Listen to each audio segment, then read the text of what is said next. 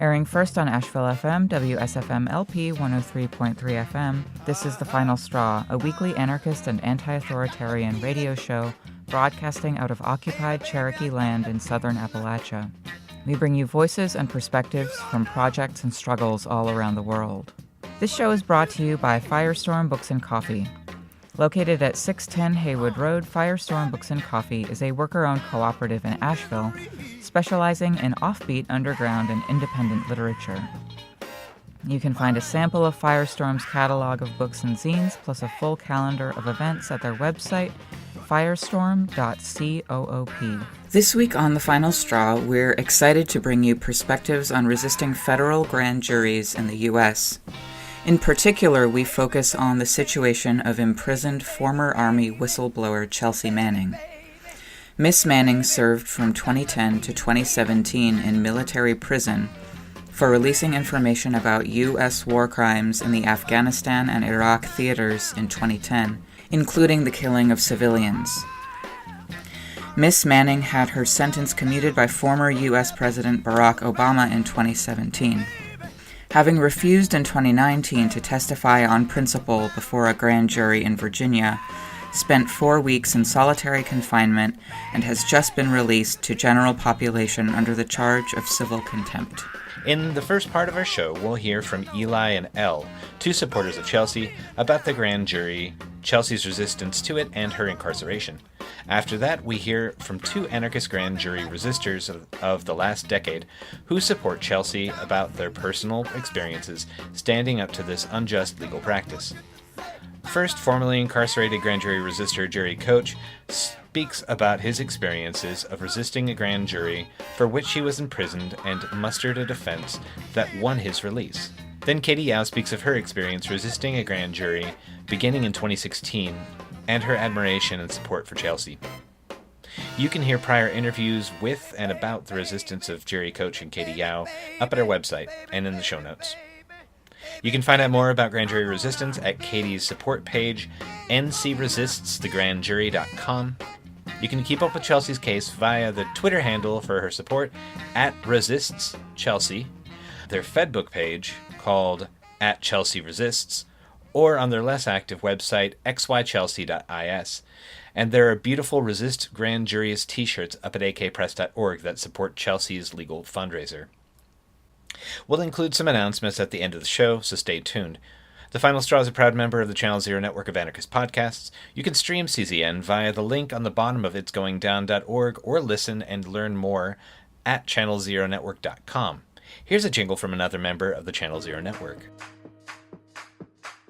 KiteLine is a weekly 30-minute radio program focusing on issues in the prison system. You'll hear news along with stories from prisoners and former prisoners as well as their loved ones. You'll learn what prison is, how it functions, and how it impacts all of us. Behind the prison walls, a message is called a kite. Whispered words, a note passed hand to hand, a request submitted to the guards for medical care. Illicit or not, sending a kite means trusting that other people will bear it farther along until it reaches its destination. Here on KiteLine, we hope to share these words across the prison walls. You can hear us on the Channel Zero network and find out more at kitelineradio.noblogs.org. But before we get to anything else, here are some words from anarchist prisoner Sean Swain. What you say, what you say, what you say, what? We'll call like a fly. I think I need to apologize in advance before I say anything, because I have a good idea where this is going to go. I'm really over-caffeinated right now, and I'm pissed off. I've had it. And that means Burst is going to have to hit that red button to scramble some of the f***ing words you can't say on the radio. So here's the deal. I'm sick and tired of all this theorizing. I really am. I was just reading Chomsky, and I also got an invite to contribute to a project. And when I read the topic, both Chomsky and the invite just sent me over the edge. First, Chomsky. I get it. He's got a big, big brain. He knows everything. He really does. And ever since like the 1500s, this guy has been preaching the same message, that we don't question everything as thoroughly as we should, that even the so-called intellectuals are drinking the Kool-Aid, and we got to pull back the curtain to expose that little guy who's really pulling all the levers of the great and mighty Oz. Yeah, okay, I'm with you. But I was reading the Chomsky Reader, and I understood his premise by like page 9. On about page 75, I chucked the book against the wall. I'd had enough. Everything this guy has ever written drives home the same point that I just made in 2 sentences. And all he does is go around the world from Vietnam to Palestine, providing us anecdotal examples of this same trend. Chomsky can present you any nation in the world and elaborate as to how U.S. policy is up, and then show how even those who are supposed to keep the policymakers honest are mesmerized by the same false mythology as the policymakers themselves. Thanks, Noam. Can you play that song one more time? And full disclosure here, just to be fully transparent, Noam Chomsky recently declined to do the Final Straw radio show. He's too important with his big brain to do the final straw. Now, I'm not speaking for the final straw here. I'm speaking for me. And I suspect that somewhere in his fiberglass recording booth, sitting at his control panel, Burst just said something to the effect of, "Oh my God." Probably so. Probably so. Maybe Chomsky is too busy to do anarchist radio. Maybe he's at a United Nations luncheon, yammering away about media self-censorship like he's not engaged in it. So look, Noam Chomsky's useless. What am I supposed to do with this book? I'm the prisoner in the cell next to me? So, you know what happens if I hand him this book to read? Nothing. Nothing happens. The best I can hope for is that we would develop some kind of theory group sitting around like a French salon drinking prison hooch and contemplating the issues of the day. Get the out of here. As for Palestine, is Chomsky going to confront the members of the Israeli Defense Forces to explain to them how they're drinking the mythology Kool-Aid? What the Maybe we can collect this useless fartbag's big dumb pile of books and dump them in front of that Israeli bulldozer.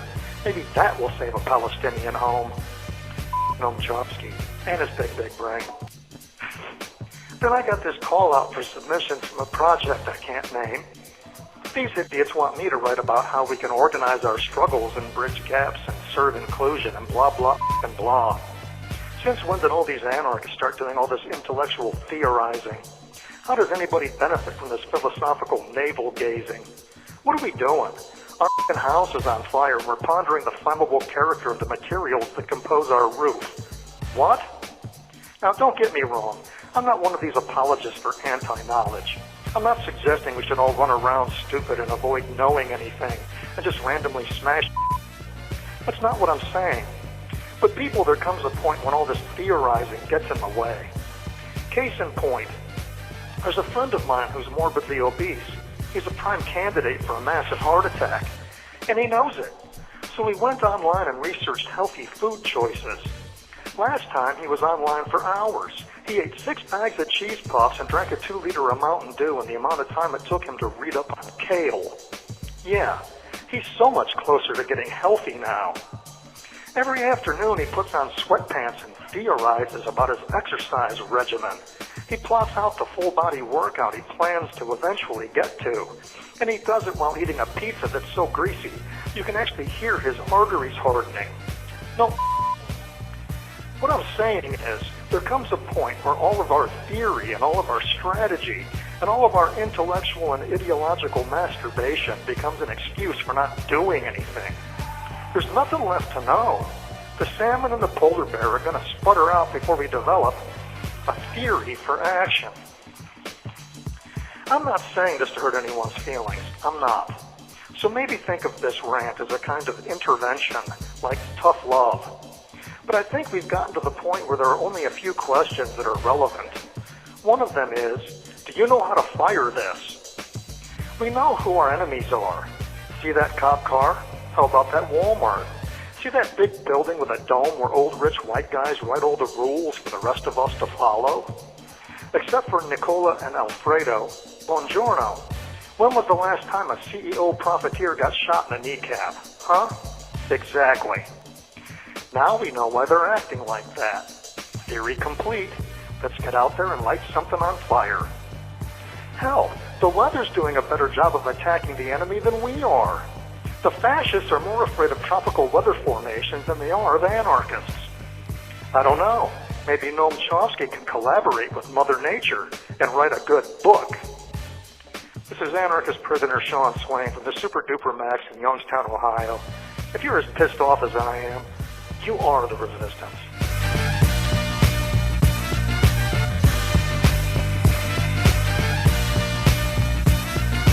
You can write to Sean Swain at his new/old address at Sean Swain, number 243-205, Ohio State Penitentiary, 878 Coatesville Hubbard Road, Youngstown, Ohio, 44505.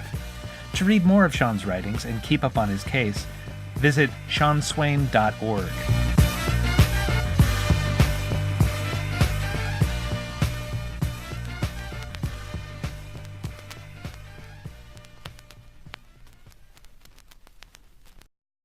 So I'm speaking with supporters for incarcerated federal grand jury resister Chelsea Manning. Would you all care to introduce yourselves, please, for the audience? Sure. I'm Eli, and I'm a supporter. Hi, I'm Elle. I'm a supporter and part of the Chelsea Resist Support Committee. And could you please tell us, especially for the younger audience, who Miss Manning is and how her name came to prominence? So Chelsea Manning was a soldier in Iraq who released a huge trove of material that implicated the United States in a variety of war crimes. This includes such things as the collateral murder video, which depicts U.S. troops killing Iraqi folks in cold blood, and the Iraq and Afghan war logs, which were published in full in the New York Times and the Washington Post. For these leaks, which constituted that and much more data, she contacted the Washington Post and the New York Times, who were not responsive, so she reached out to and released her information through WikiLeaks. She was then court-martialed and held for nearly 7 years before Obama commuted her sentence. Since then, she's been active in the community and speaking out about issues that are important. And could you tell listeners what you're aware of with this federal grand jury that she's currently under and why Miss Manning is currently in jail? Yeah, so we do know that this case is in relation to the WikiLeaks 2010 leaks, and we kind of suspected that based on where the subpoena was coming from in Virginia, but it was confirmed when Chelsea actually went in and was asked questions about those leaks specifically, and she responded by saying, I object to the question, and I refuse to answer on the grounds that the question's in violation of my First, Fourth, and Sixth Amendments. So we know that's what it's about. She's in jail right now because she refused to cooperate, refused to testify, so she's being held in civil contempt. So that means that she could be held for the length of the grand jury, which could be up to 18 months. So it's supposed to be to coerce Chelsea into, cooperating. That's how the government phrases it. It's not supposed to be punitive, it's supposed to be coercive, but of course the semantics are a little tricky on that. Just to add, different resistors do make different decisions about how to resist. So some people can ghost, for example, and just leave the country, which is obviously difficult. But some other people can have in the past made a press release outside of the jail. But Chelsea actually went in and heard the question, so that's why we know what this is about. Could someone briefly lay out for the audience what a grand jury is and how it's used and misused? People complain about its unconstitutionality, for instance. So grand juries are federal proceedings that are initiated by the state to investigate a potential violation of the law. So they're initiated by the U.S. Attorney's Office, and they can subpoena witnesses to testify, or they can subpoena certain documents from people. And unlike in a call from a prosecutor or something, you're actually forced to do these things with a subpoena, which is really easy for a prosecutor to get. So grand juries started in the British Empire, and then kind of, the United States adopted them, and along with some of Britain's other colonies adopted them. But it was abolished in Britain in 1933, and the United States, one of the only countries left that actually use the process. So probably a lot of listeners have heard you can indict a ham sandwich. I think one judge said that quite a few years ago. And that's because prosecutors pretty much run the show. The normal rules in a normal jury don't apply. The jurors, so there are 16 to 23 jurors, and the jurors are not screened for bias. So you could have anyone on the jury. The judge is not present during grand jury proceedings. They're completely secret. Defense lawyers are not present during the grand jury proceedings. You can't get a transcript of the proceedings. So they're pretty much just done behind closed doors, run by the prosecutor. So we also run into problems here with, for example, cop killings. The U.S. Attorney's Office usually has a pretty good relationship with the police departments. So that's maybe a lot of the reason why grand juries fail to indict killer cops, because the prosecutors could probably go in and not really enter any evidence, but it's just sort of the formality of going through the grand jury. So it's problematic for a lot of reasons because of that, but also historically it's been used it's just part of the grand jury process itself. Can be used to gain information about activist communities.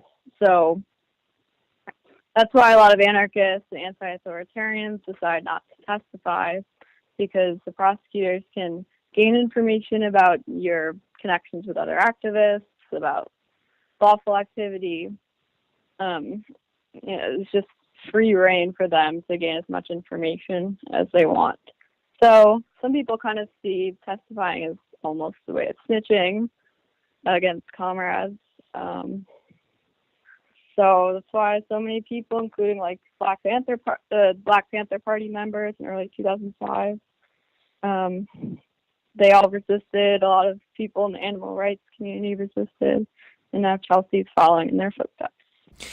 What are the current circumstances of her confinement? I would imagine they're amplified by her past incarceration. And can someone address the stresses, the added stresses of being a trans person in prison or jail? Yeah, so Chelsea, we got the great news yesterday that Chelsea was released from solitary confinement and she's now in the general population. However, she was in solitary for almost 4 weeks. Juan Mendez, the UN Special Rapporteur on torture and other cruel, inhuman, and degrading treatments or punishments, has condemned solitary confinement for over 2 weeks as being potentially torture, especially the form of solitary used in this jail, in which Chelsea was only able to leave her cell and have access to the phone between 1 and 3 in the morning. One of the reasons that solitary for extended periods of time is considered torture is because it has long-term impacts on your brain and your health, and it causes trauma. When Chelsea was incarcerated previously for 7 years, she spent a large amount of that time in what was also solitary confinement, and so that trauma leveled on this one makes the situation all the more dire. It's important to note that solitary confinement is used very widely across the United States. At any given time, there's over 80,000 people in extended solitary confinement. Virginia, in particular, where she's incarcerated, is extremely untransparent about their use of solitary and has no accountability around it. They've been resisting legislation to try to change that. Most of the people who are in solitary don't have a support committee, and some people stay there for years. It's also worth noting, for many trans people, it's extremely difficult to get medical care, such as hormones, even though trans folks are entitled to this under the 8th Amendment, which prevents cruel and unusual punishment. It's true, potentially because Chelsea is so high profile, that she has had access to the medical treatment that she has required. However, the jail has had to bend its own regulations in order to provide that medical care, showing that they often don't meet their 8th Amendment duty to prevent cruel and unusual punishment for many of the folks who are in their custody. The prison system is set up to hurt people, and it hurts people at a huge scale, including Chelsea. But it is definitely a huge relief that she's in the general population now. Also, she's she's with other women. And another harm that trans people can face in prison is being incarcerated with people who are not the same gender as them, which can create a dangerous situation. Can you all speak to what might be the motivation for this current federal administration to pursue this information now from Chelsea? Trump has called her an ungrateful traitor, for instance. Yeah, so it's always, in cases of grand juries, it is important most of the time to avoid speculation, because often speculation and cultivating mistrust is a tool that the state uses against activists to divide us and to create alienation and division in our communities. That being said, this is a special case. What is happening here is that the Obama administration wasn't willing to push forward on this case against WikiLeaks because of its threat to the freedom of the press. Threatening journalistic sources and journalists sets a dangerous precedent. This current administration doesn't seem to care about freedom of the press or about setting that precedent. And can you talk about the recent appeal to the Fourth Circuit Court and the preceding electronic surveillance motion that Chelsea's lawyers filed? Okay, so Chelsea's lawyers are asking for Chelsea to be released while the Fourth Circuit reviews the appeal. So there is a chance that Chelsea will be released on bail at some point whenever that happens. And Chelsea's lawyers have said in one of our press releases that it's one of the strongest appeal arguments against civil contempt that they've ever seen. I think they actually said the strongest. So the lawyers are pretty hopeful that she might be free soon. So how can listeners help Miss Manning out? What kind of support does she need? So she's been extremely grateful for all of the letters that she's received. She's received stacks and stacks every night. And apparently there's a limit on how many letters you can actually keep. So she isn't able to keep all of them, but she's able to read all of them. So she's been really grateful for all of those. So I encourage people to continue writing her or sending her lyrics or sending her short stories or book chapters, because she's really appreciative of those. And another thing is money, unfortunately. She does have a bunch of lawyers working around the clock, and lawyers are not cheap. So our fundraising goal for legal fees alone is actually $150,000. And I checked this morning, and we have about $60,000, which is really, really good, and for such a short amount of time. But we still have quite a long way to go. So if folks around the country could organize benefit shows or set up tables, we do have some T-shirts, Resist Grand Jury T-shirts on AK Press available now. That would be really helpful. And we're also going to be working on getting more of a just general support fund going for her, so keep an eye out for that. And that's just to cover things like rent while she's away, because she does still have her apartment. So those are more expenses that we've got to cover. And I think lastly, it's really important just to spread the word about grand juries in general, because this is really the first time in maybe a long time that grand juries are, like, the problematic elements of grand juries are actually in the public forefront and people are talking about it. So I think it's a really good opportunity, as horrible as this is, to start to educate people about why grand juries should be abolished, so this doesn't happen to anyone else in the future. That's really awesome that AK picked up those shirts. Yeah, they look really good. Mm-hmm. So where can people find out more information and keep up on Chelsea's case? There's like a Twitter account and a website, right? Yeah, so our Twitter handle, Chelsea Resist, was taken, so it's Resist Chelsea. And we have a Facebook now as well. It's a little bit newer. You can follow us on Facebook, which is Chelsea Resist. And you can email us at chelsearesist@protonmail.com. We also have a website, but it's sort of less useful at this point, but it's xychelsea.is. Well, thank you both very much for having this conversation, and wish you all the solidarity, and I hope she is out soon. Awesome. Yeah, thanks for Thank having you us. so much. Yeah, thanks. This is the Final Straw Radio, and I'm Bursa Goodness. You've just heard from Elle and Eli, two supporters of Chelsea Manning, who's currently in jail for refusing to testify before a federal grand jury in Virginia. Now we're going to hear from B. Dolan performing Which Side Are You On?, which can be found on the benefit CD compiled by Evan Greer for Chelsea's benefit in 2017, and again available for her benefit at hugsforchelsea.bandcamp.com. Don't let them escape unpunished.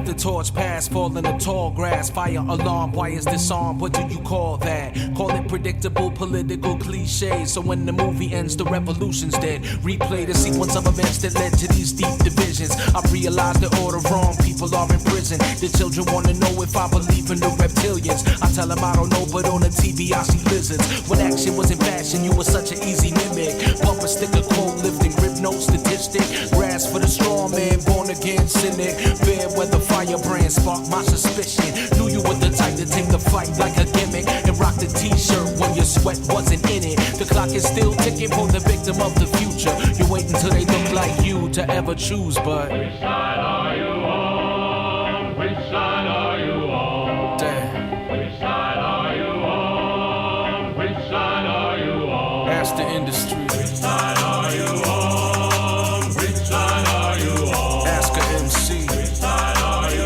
on? Which side are you on? Go ahead. Who wrote the greatest lines of our generation, but couldn't get from under their own small-minded hate trip? The same rappers say they troop in the front lines and casually use the word faggot as a punchline. That's not a man, that's not a tough guy.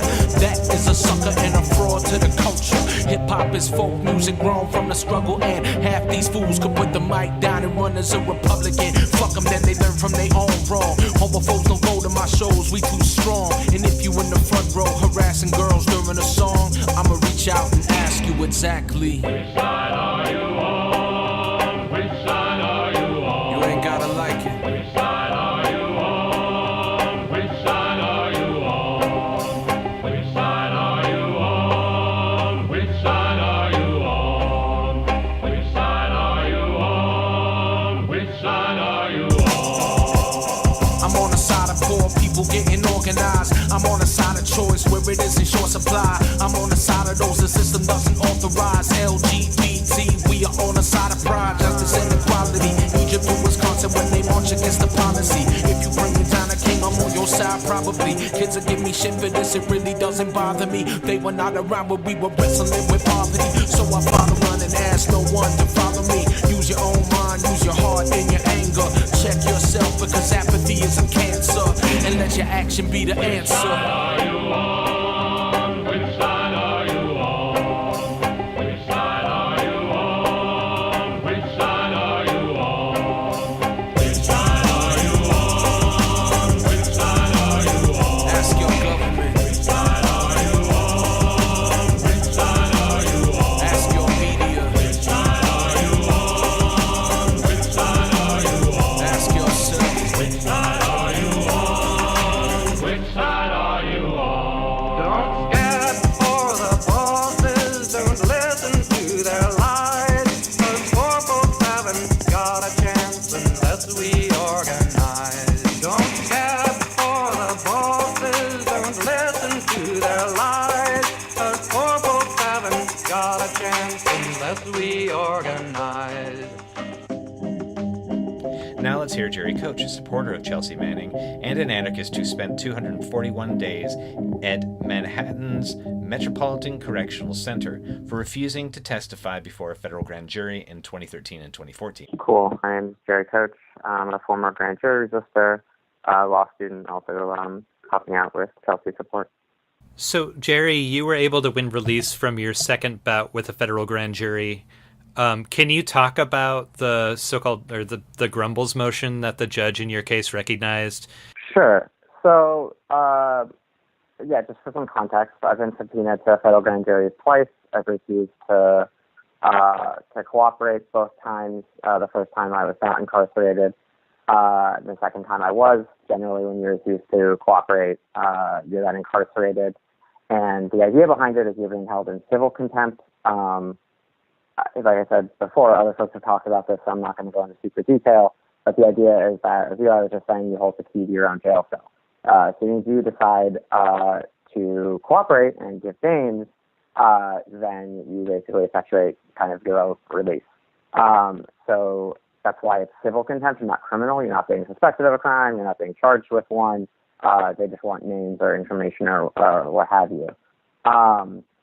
So the idea of a grand jury and a civil contempt is that it's coercive and not punitive. And it's a really interesting and really foul twist of our legal system, this particular draconian aspect of it that coercive detention, which is to say, keeping someone in a cage until they cooperate is actually perfectly legal and okay in our country. It's just a part of the legal system that we don't really think about or talk about very much. And that gets back to the kind of like the whole black box element of a grand jury. Now, this entire process is so, deeply oppressive and secret. But what a Grumbles motion is, and that's what got me out of jail back in 2014, and it is a great name. But a Grumbles motion is basically saying, look, it is so clear that this person is never going to cooperate, is never going to give names, that coercive detention has no chance of working. And if coercive detention has no chance of working and you're still holding someone in a cage, well, then that sounds to me like it's punitive. And for punitive confinement, you have to be charged with and in theory then later convicted of a crime. So there's basically this tension there between like what the idea of the grand jury supposedly is and then how it's actually working. And the idea of a Grumbles motion is you're basically pushing that so far that the contradiction of those two things, of this theoretically coercive aspect and the reality that it's punitive, becomes so clear that even the court has to say, oh, well, look, this is never going to work. We have to let them go. So that's what ended up working in my case. After 8 months and 7 days, my judge was eventually convinced that I was never going to cooperate, which, funny enough, I've been saying from the get-go, and cut me loose in the middle of a blizzard, which was very surreal. But that was kind of my experience with Grumbles motions, and it does have a decent track record of working with grand jury resistance. I can't speak to, Chelsea's strategy or what she and her attorneys are going to do and not do. I just don't know. But in general, a Grumbles motion is one of the few ways to get out of civil contempt and end that ongoing confinement. It's kind of a high bar. Typically the judges that put someone in for, civil contempt of court are not very pleased that someone is being contemptuous of court. And so, you have to make often a pretty strong showing. But the biggest part of that is the individual's principled resistance and saying from the get-go very loudly, I am never going to cooperate with this thing. I don't find it, legitimate or whatever the position that they want to take on it is. And that, like I said, has actually a pretty good track record of working within radical movements throughout kind of like recent history of being the way for people to kind of push back and effectively resist these grand juries and ultimately, be able to go home. Would you mind, Jerry, talking a bit about, just to sort of swing back, and since you have this experience of being incarcerated during your second facing of the grand jury, talk from a little personal experience, if you can. If you don't feel like it, that's totally okay, but about what it was like, what the process of being in a cage and facing this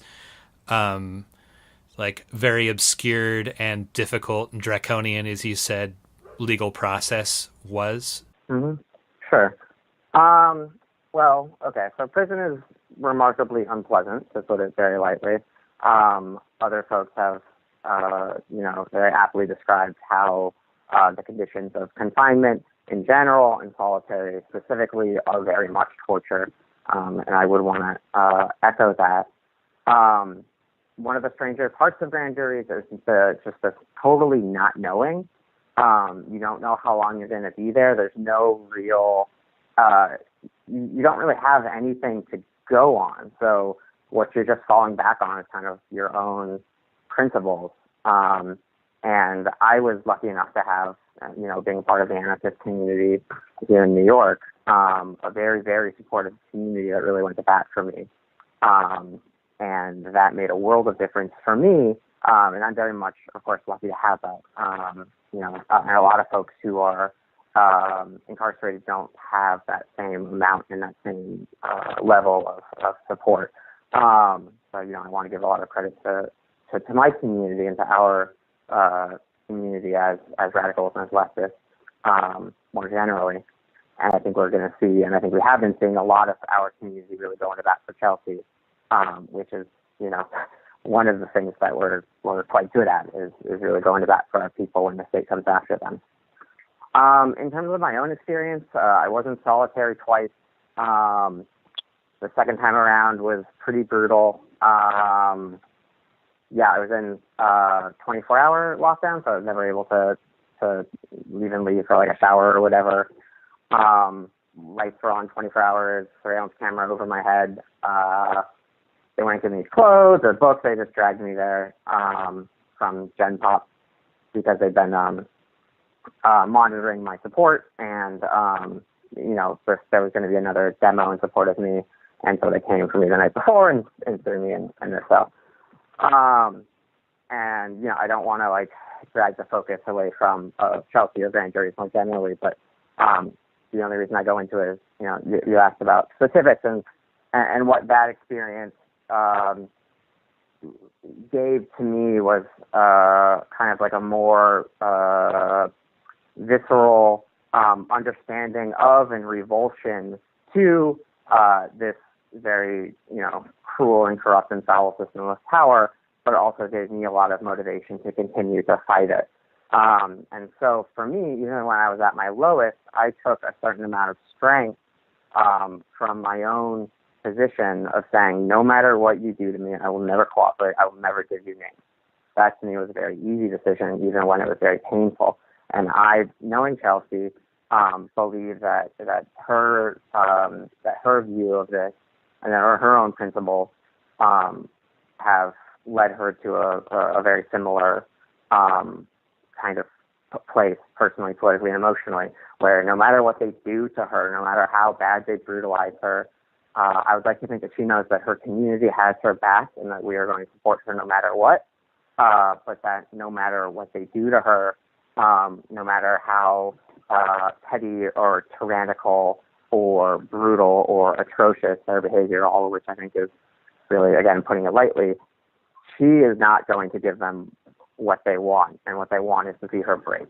Right? She's an incredibly strong individual, and I have absolute faith that no matter how badly they ratchet everything up, no matter how much they want to drag her through the mud, Chelsea is stronger than that, and she is stronger than they are. And I think that the feds are learning that in this moment. I've kind of moved away from your initial question, but suffice to say, my own experience of incarceration was, pretty rough. I also had a lot of emotional stuff happen in my personal life, which made it especially bad.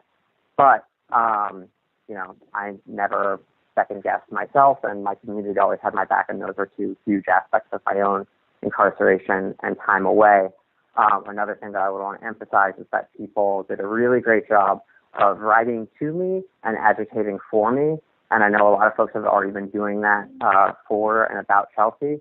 But I think a really concrete way that we can support our people is to always be writing them, always to be reaching out, even when, it seems like maybe they're not getting the letters or you haven't heard back or whatever it is. Any communication from the outside is so huge and is such a powerful gesture that makes you feel supported and cared for and loved. And so I can't emphasize enough how important it is to write to folks who are away, to prisoners, And if anyone's listening to this and hasn't written a letter to Chelsea this week, I would really, really strongly encourage you, even if you don't listen to anything else that I say, which is perfectly fine, please write her a letter. My support committee did a great job raising funds for me, which helped a lot with commissary. In prison, you often don't get even just the amount of basic calories you need, period. So sometimes people think of commissary as like, oh, it's nice to get a little extra something, but like it's very much things that you really need to survive. And that's like enough calories. And that's also things like shampoo or stamps, like these very, very basic things. So I would also highly encourage folks to write Chelsea, to write anyone in jail, and also to donate to her support and to her commissary. You just heard from formerly incarcerated grand jury resistor Jerry Coach. Now we're going to hear a track by Evan Greer from a benefit Evan put together for Chelsea Manning's release in 2017, and again being sold to help Chelsea's legal support, which can be found at hugsforchelsea.bandcamp.com. It's been raining for a couple of days now. My dad's pond is overflowing. The orange fish are at the back door. The toxic flood water is glowing. And we shake our heads and get in the car. Forget those things we said. Making love under the stars. I go back and forth daily about us and them and who's really to blame. But I think it's pretty clear here who has got the most to gain from a divided up society that's terrified of honesty, and we can't discern our enemies, so we give them our complicity. They make beer and we buy it. They make cars and we drive them. They build walls and we just give in. They build boxes that we live in.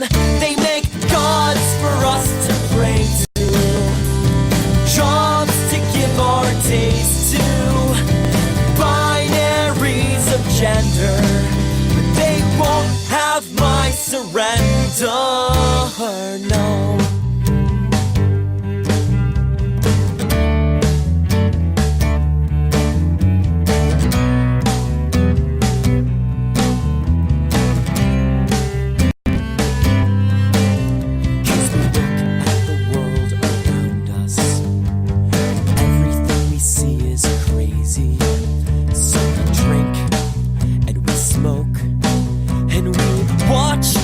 TV, they say don't take your life so seriously. I say this is the only way that I know how to be, 'cause we need passion, not fashion. We need food, not lawns. We need action, not factions. We need everyone here to be singing along. We need stories, not glory. We need friends, not fans. We need guitars, not rock stars. We need more than just loud, drunk, straight, white, male punk bands. So let's destroy out of love and build out of anger. Get our heads out of our asses. See our lives are in danger. 'Cause the world as we know it is not gonna last forever. These could be the last days. So let's spend them together. Let's spend them together.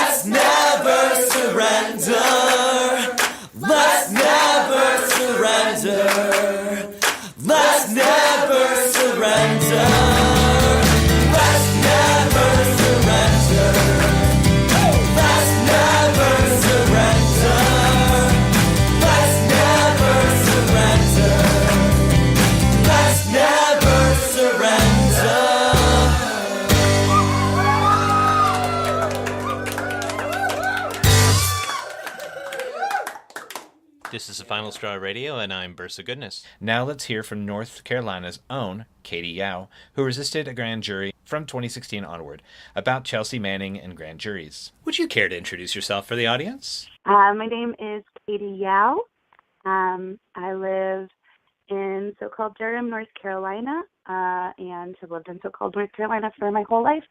And in 2017, I resisted a federal grand jury subpoena. Okay, and why do you think that supporting grand jury resistance is a movement issue? Why do you think it's important for people out there to pay attention to it and educate themselves on the issues and stand up for the folks that are doing the not talking? I think grand jury resistance is, in many ways, I think it's important to emphasize how not unique grand jury resistance is when we think about the violence of the state and the isolation that the state puts on people in political repression and other ways that the state polices and criminalizes people. But in movement, I think grand jury resistance can be sometimes really specific and hard for people to understand because the secrecy and sort of obtuse process of a grand jury is often really difficult for people to get their heads around, and it's kind of illegible and sort of intentionally so. And so I think grand jury resistance, in my experience, involves a lot of political education to get folks to understand what's going on, how does the state use this tool, and why is resisting a grand jury so incredibly important, not just in terms of refusing to legitimize the grand jury itself, which is problematic basically from anyone's perspective, but why grand jury resistance and this very direct refusal to comply is part of strengthening our ability to refuse to comply with the state in its entirety. Someone I talked to once for the show, a lovely anarcho-syndicalist from the Ukraine who was talking about the Maidan protests, described the work that his group was doing as revolutionary calisthenics. And I was like, could you break that down for me? Like, what do you mean by that? And he's like, well, we're going to picket a bad employer, and we know that it's probably not going to immediately change the situation that we're in, but it's going to get us used to standing outside, thinking on our feet, getting in arguments with people, discussing things, being present in public, and it's going to make the next step of whatever resistance that we engage in. We'll already have muscle memory for like taking bigger steps. Is that kind of like, is that an apt description maybe of kind of what you're thinking? I mean, I don't think so, actually. Damn. I think that when we broadly in our movement talk about anti-repression education, there's sometimes this feeling like learning about state repression is somehow abstract from our experience of state repression. So I think when we are experiencing direct state repression, such as when, a comrade is in jail resisting a grand jury or resisting a subpoena, that education becomes really important, both because it prepares us for, the likely continuation of state repression, but because also we're learning on the ground right now something we need to be able to do. And I think for me, the purpose of this kind of education is not so much that we are prepared for an abstract future experience of repression, but that we treat every experience of repression that is happening in our communities as a collective act of resistance right now, and that anyone who's going through this not go through it alone, and that we learn and we grow together when we're in these situations, so that a whole community is resisting a grand jury, or a whole community is supporting someone coming out of prison, or a whole community is intervening in deportation, so that we see it as a collective thing. So I think the education works to bring us more presently into a sense of shared investment in what someone is going through. And I think grand jury resistance is a really important way to do that, and that education is especially important in grand jury resistance because it can be so obtuse because of the nature of grand juries.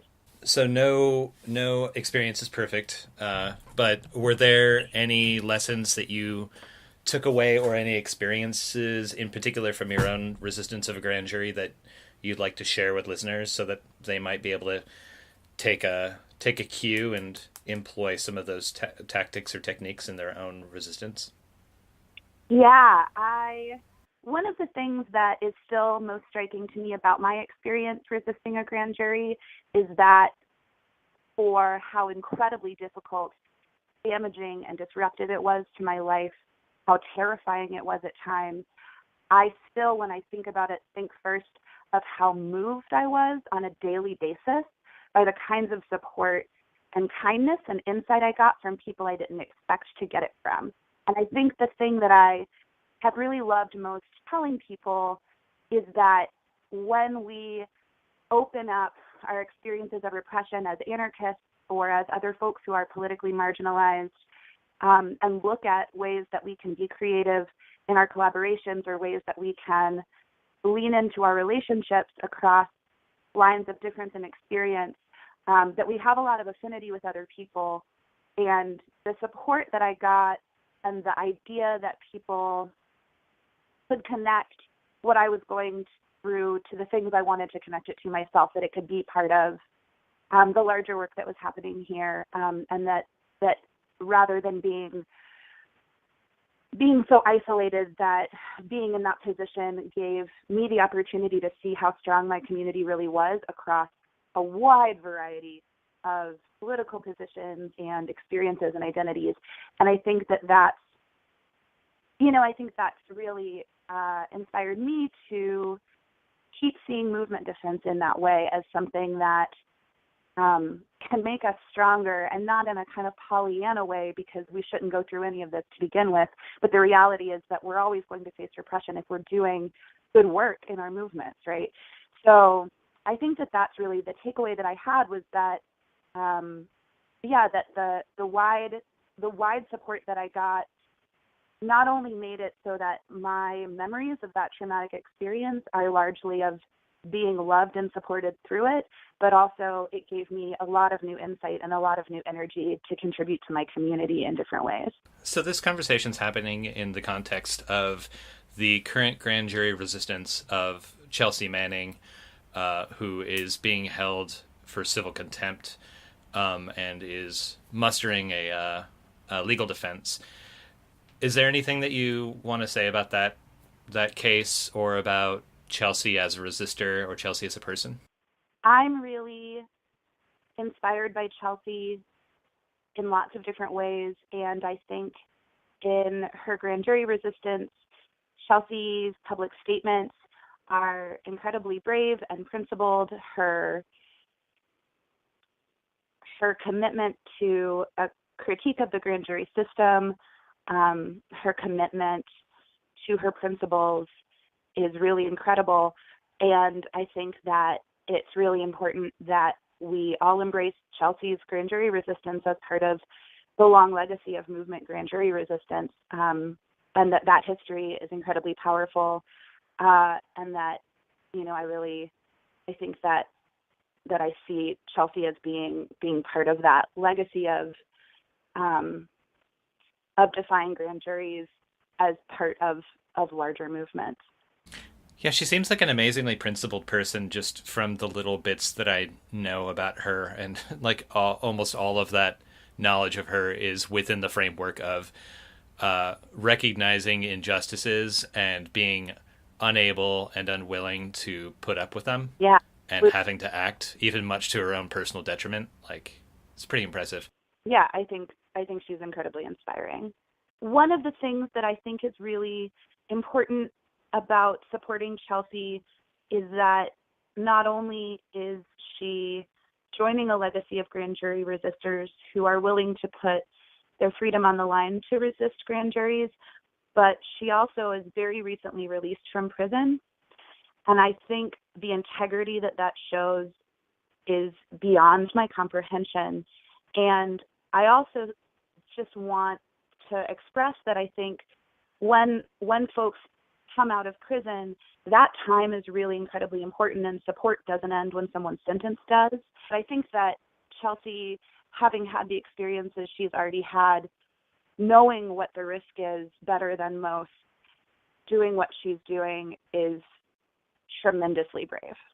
Are there any resources out there for people that are looking to do tabling for Chelsea, or or educate themselves or put on a discussion about, educate themselves and their community about what grand juries are?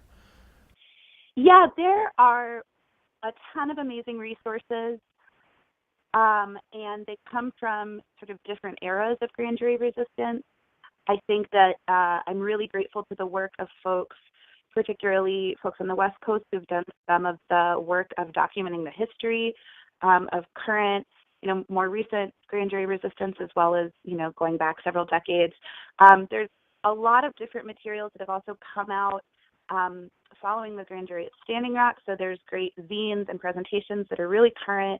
So when I was facing a grand jury, we wanted to share those resources. A lot of them are linked to, and then there's great projects that are linked to there, like the Grand Jury Resistance Project, that just have a ton of stuff, both things that are easy to print and use to table, and also stuff to read and educate yourself so that you can feel more confident maybe having a talk or a teach-in in your home scene. And what's the address for that again? It's ncresiststhegrandjury.com. Just rolls off the tongue. Doesn't it? Thank you very much for having the conversation and for helping us out as always. Yeah, you too. This is the Final Straw Radio, and I'm Bursa Goodness. And I'm William Goodenough. From June11th.org. June 11th, the International Day of Solidarity with Marius Mason and the long-term anarchist prisoners. In the 15 years this tradition has been observed, June 11th has facilitated support and action inspired by imprisoned anarchists. From noise demonstrations outside of jails to letter-writing nights, from fundraisers to arson. Setting aside this day is one way of remembering anarchists who are serving long prison sentences, generating support for them and inspiring solidarity actions. Because social struggles phase in and out, this day is a way to make sure that our imprisoned comrades are not forgotten. Our lack of memory is partially a result of the techno-alienation of the larger culture we're fighting against, but it's also a product of the dynamics of the anarchist space. People become burnt out, and the cycle of forgetting continues. June 11th is a way of combating that amnesia, of trying to sustain a long-term memory in the anarchist space. Not only does this generate support for anarchists locked in the state's prisons, it forces us to look back at what came before. Considering what previous generations did can both inspire us with ideas we've forgotten and help us understand how our current practices came to be. So this is a call to organize ourselves. Get some friends together, remember folks inside, remember our common struggles, and engage in making ourselves the resistance we need to reverse this course of ecocide and tyranny. The North American Anarchist Studies Network is hosting its free yearly conference in Atlanta. The following text is from their GoFundMe page linked in our show notes. Quote, "The North American Anarchist Studies Network, NASN, is a network for the engagement of intellectual work, both within and without institutional walls. The goal of this network is to serve as a means of mutual support for North American anarchists engaged in intellectual work, both theoretical and empirical, to facilitate and promote anarchist studies by bringing together students, academics, independent scholars, and activists from across the United States, Canada, and Mexico, and to provide a space for critical dialogue and reflection on anarchism. This year's NASN conference, Emergent Horizons, will be hosted in Atlanta, Georgia. In keeping with the spirit of mutual aid and accessibility for all, we are asking for donations to help make this conference happen. Over the past years, NASN has brought together hundreds of activists, academics, intellectuals, and artists across North America, including Mexico City, Montreal, San Francisco, New Orleans, Portland, San Juan, and Toronto.